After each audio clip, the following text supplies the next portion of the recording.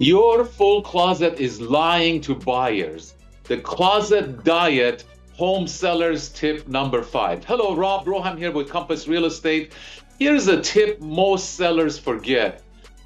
Your closet needs a diet. Go into every closet, every pantry, and every cabinet and remove half of the stuff. Yes, at least half of the stuff. Buyers will open them, and if it looks cramped and unorganized, buyers can assume the house has insufficient space. Open space equals value. Make your closet roomy and not stuffed up. Hello, Rob Roham here again with Compass Real Estate. Over 35 years of experience and 1,400 properties sold. If you need more information, please call, text, or email, DM me right here, or subscribe. Thank you and have a great day.